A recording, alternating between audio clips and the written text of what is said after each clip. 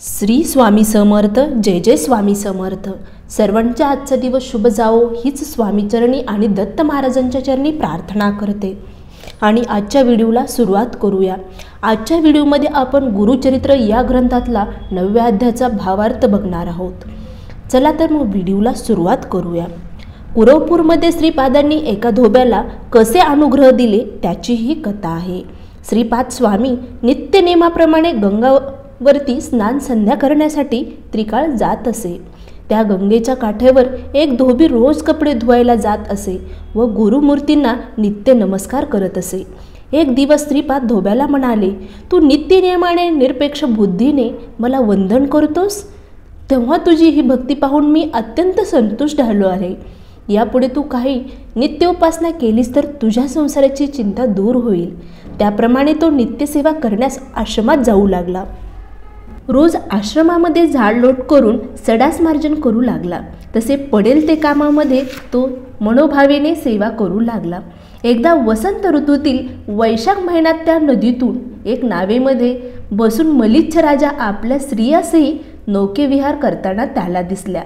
त्या सर्वांना उत्तम असे आभूषणे वस्त्र परिधान केले होते व त्यांचे सर्व सैन्य नदी तीरावर बसले होते.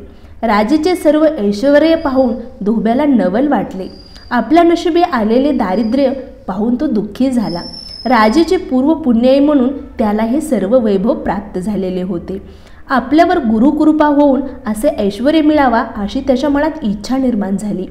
श्रीपाद स्वामींनी त्याच्या मनातली इच्छा देखील ओळखली. गुरूंनी त्याला जवळ बोलून घेतले व कसली चिंता करतोस असं देखील विचारलं.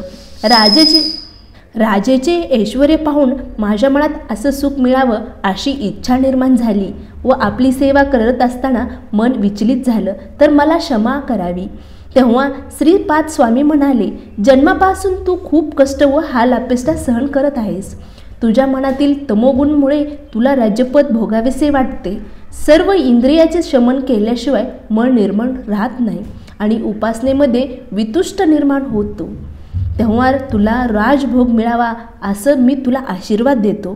स्वामींचे वचन ऐकून धोबी हात जोडून स्वामींना म्हणाला, हे कृपासागर, मी राजभोग घेताना तुमच्या चरणांना अंतरेन तेव्हा आपले दर्शन पुन्हा मला केव्हा प्राप्त होईल ते कृपा मला सांगावी. तेव्हा गुरु म्हणाले, वैदूर नगरात माझे काही कारणाने येणे होईल. पुढील जन्मी तुझा अंतकाल येईल तेव्हा मी नरसिंह सरस्वती अवतारात तुला दर्शन देईन. श्री गुरवपुरात राहून नंतर अदृश्य झाले, कारण त्यांना पुन्हा अवतार घ्यायचा होता. तर या प्रकारची आजची कथा होती. श्री स्वामी समर्थ.